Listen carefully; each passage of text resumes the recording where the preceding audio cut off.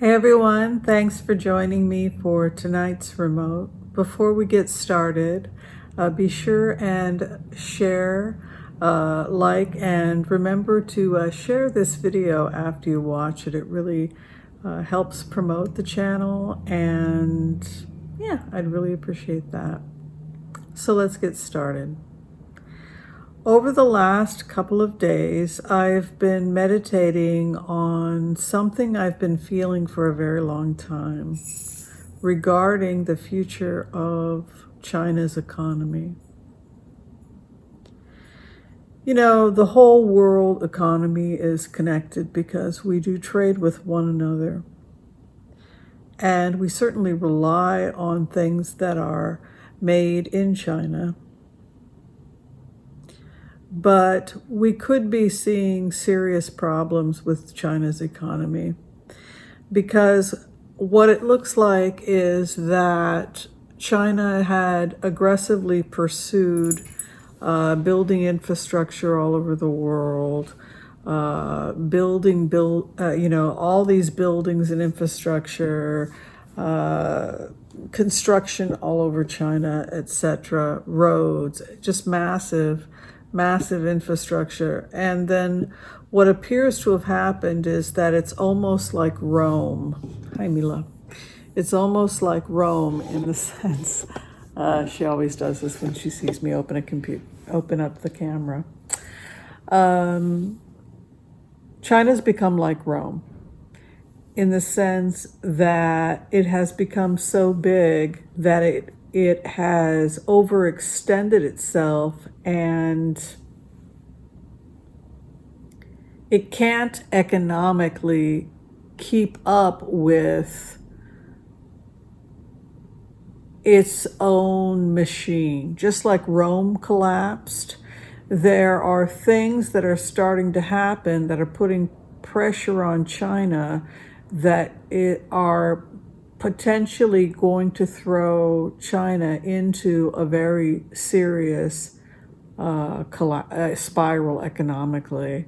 I was reading earlier today that their housing market is a bubble and it's about to pop, and how they're hoping China will bail out the Chinese real estate market, issues also instability in certain areas. But this feels to me like it's been brewing for much longer than that. This feels to me like they simply cannot maintain their borders anymore. It's no longer economically feasible.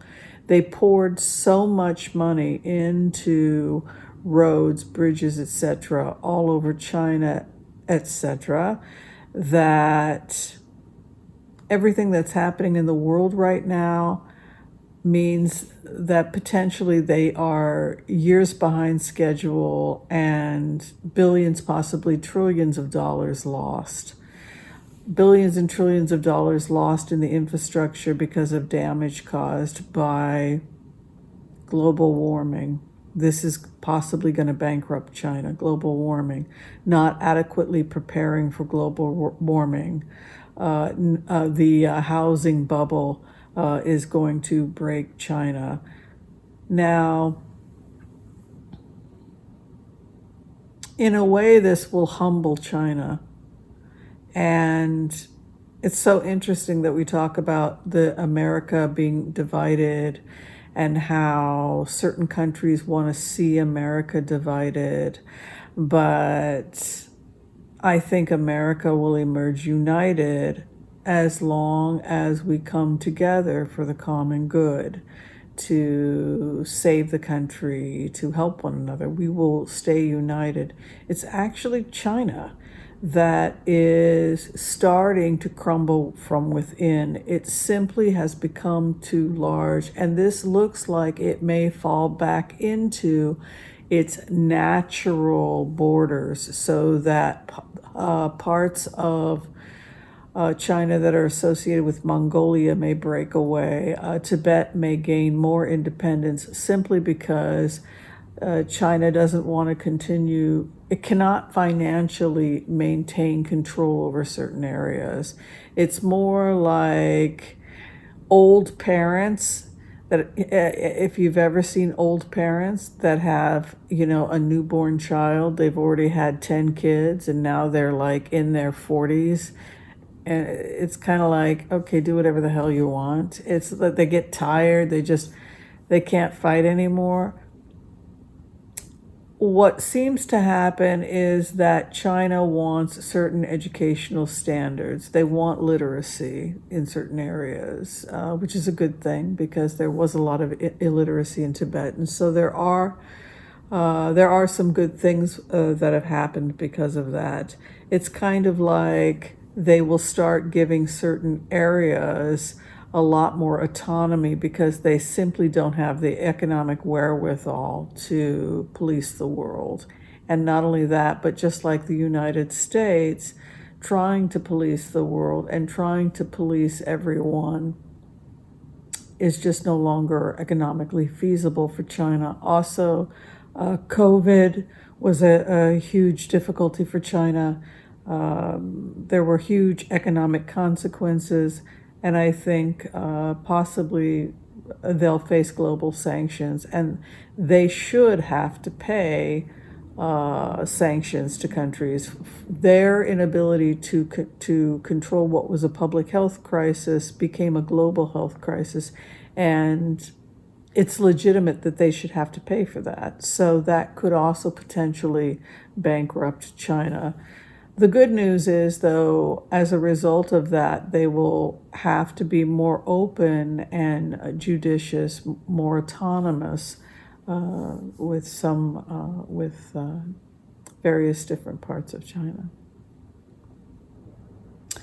Okay, so that is the remote tonight. So expect some upsets economically, expect some changes in the market, expect things to be a little spooky as it switches to the new economy.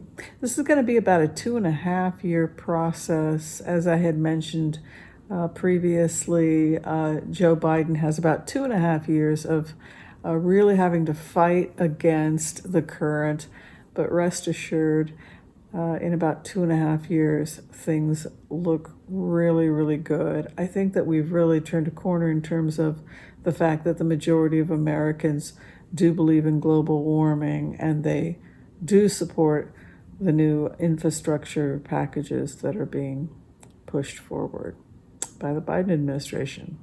All right, thanks everybody for watching this remote. If you would like to come in for a reading, I would love to give you a reading. You can go to tarotwithwhimsy.com, and I'll leave the information below this video. Take care, everyone, and have a great night.